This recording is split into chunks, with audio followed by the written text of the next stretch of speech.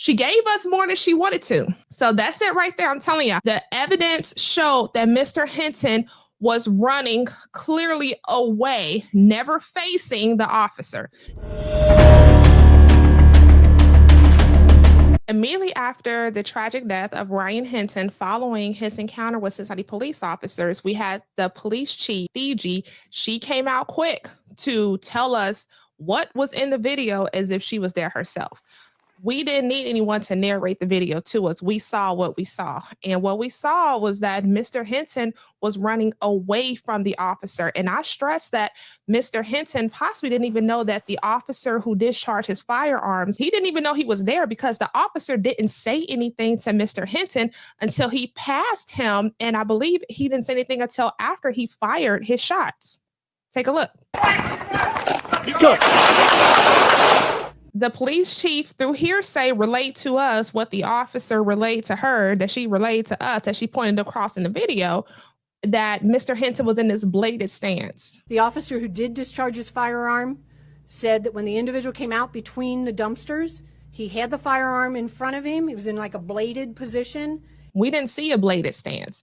So, like I said, here's what the coroner of Cincinnati revealed today in a press conference. Mr. Hinton had 3 gunshot wounds to his body, and this is in no particular order, but there was one in the left forearm, and there was an entrance wound and an exit wound, and it was soft tissue injury only. Did not contact any bone, and just skin wounds, entrance and exit. There was a second gunshot wound in the left lateral chest, so underneath the axilla, meaning the armpit, and that one did traverse the chest, and it did traverse through the left ventricle, and it exited the chest near the sternum. We believe that is the lethal wound. There was a third, basically just beneath the skin wound, and it was in the right posterolateral chest, adjacent to the shoulder, and it was soft tissue only. It traveled beneath the skin and ended just beneath the skull, and we were able to retrieve that bullet. Okay, so you just heard her. She's described 3 things really, really quickly. And if you didn't catch the medical jargon, don't worry. The press at the press release didn't either, and they asked for clarification. This was the answer that they received. I'm a little still confused on the second one that hit him in the shoulder. Where did that enter? I said upper posterior posterolateral chest. I know you're going to have to go look it up. Yeah, exactly where that is. Go look it up. Well, I'm going to save you a little bit of time because I did go look it up. And I actually didn't have to look it up because I've had enough chest x-rays to know what posterior, anterior chest, and lateral chest. So lateral, think of the lines of longitude and latitude, okay? So lat is when you're leaned up against it. Let's say this right here is the x-ray film. You know, you lean up against it. And then the posterior, context clues. The base word is post, back. So she didn't want to flat out say it. She wanted to dance around. And so what she's saying is, okay, the first or one of the gunshots from the officer on Mr. Hinton went through the left forearm. It didn't strike any bone. It like went through the forearm. Okay. The next one that she described went through his armpit. So underneath the axilla, meaning the armpit. He had no problem plain talking that. It went through the armpit, hit the 7th rib, and made contact with his heart. And then the bullet, the projectile ended or exited his sternum. The next one, she didn't want to say it. She kept it very vague. Let me turn around.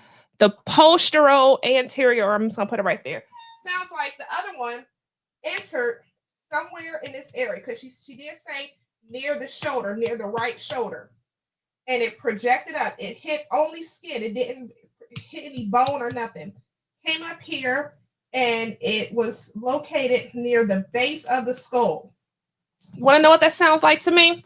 As Mr. Hinton was falling, that bullet kind of grazed his skin. It got underneath the skin and ended like right up in here near the base of the skull. Okay. I'm not a doctor, not a lawyer, none of that, none of that. I'm just a citizen using common sense. That bullet showed that Mr. Hinton was falling as it entered through his skin. It was like a graze, entered through his skin and stopped at his skull as he was falling. It hit no bone, so it didn't deflect. She gave us more than she wanted to.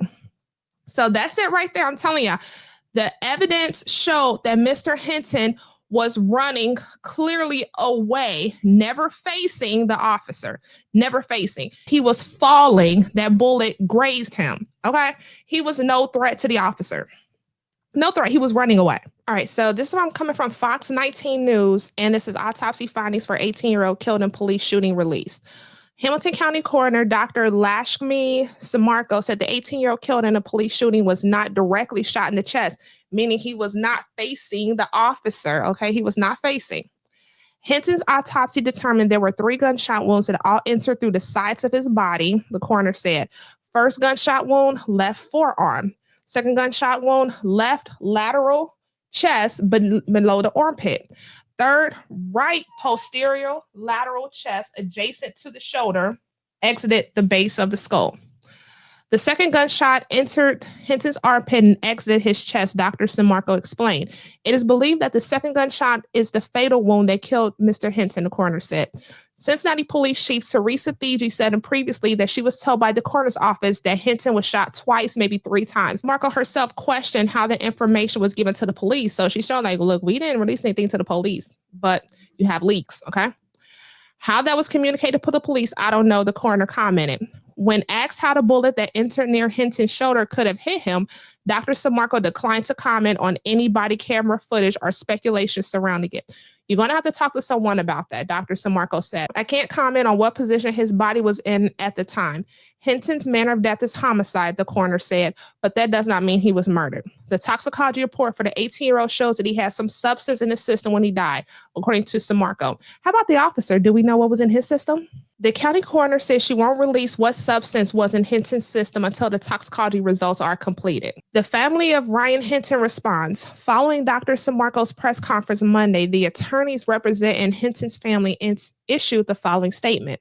As part of our ongoing investigation into Ryan Hinton's shooting death, we commissioned an independent autopsy that was conducted prior to his funeral. In order for our expert to complete their findings, however, we need additional information that we requested from the coroner's office and the city of Cincinnati that has not yet been provided to the family.